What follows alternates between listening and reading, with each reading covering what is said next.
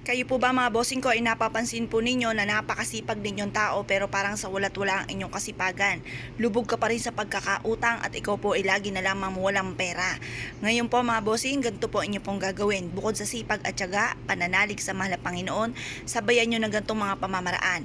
Ito po mga bossing ko, humarap ka ng 6:30 or kaya alas 7 sa silangan tuwing umaga mga bossing at matatapos ang ating paggawa ng pampaswerte at pagbibilad hanggang alas 8 ng umaga. Kumuha po kayo mga bossing ko ng cinnamon powder. Ang cinnamon powder mga bossing ko or ang cinnamon ay isa sa mga pinaka-powerful na panghatak ng swerte. Ito po ay for happiness, for love, for success, prosperity, abundance, and protection mga bossing. Kung ikaw po ay parang feeling po ninyo kayo po ay paborito ng kamalasan, na napakasipag naman po ninyo pero lagi na lang kayo walang pera. Aba, malaking katanungan nga po yan. Kaya ganito po inyo pong gagawin. Ito po yung ating cinnamon at ito yung ating barya. Ang barya po mga bossing ko ay isa sa mga pinaka-powerful na pang-alis ng kamalasan. Para mabilis gumulong ang magandang kapalaran, mabilis tayong umasenso or magtagumpay sa buhay, gamitan natin ito ng barya. Ang silver ay nagtataboy ng malas mga bossing. Hugasan muna natin ang ating barya at ito ibilad natin sa sinag ng araw sa umaga. At pagkatapos ay pagsamahin po natin itong ating cinnamon at ganoon din po yung ating barya mga bossing. At pagkatapos ito, mag-wish ka ng mula sa inyong pong puso na nakaharap ka sa may silangan.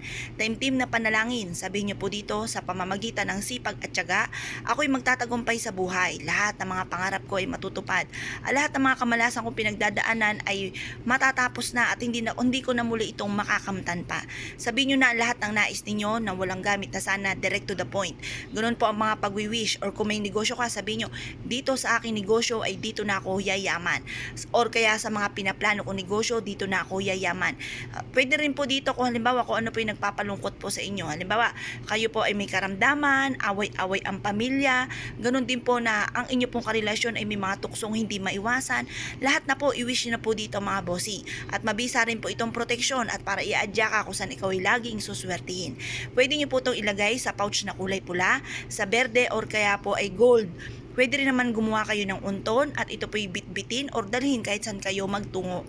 Ito pa mga bossing ko ay isa sa mga pinakamabisang pang-attract ng swerte. Kaya kung kayo po'y naniniwala sa mga gatong mga pamamaraan at nais nyo po itong gawin, ay siya, good luck po sa inyo lahat!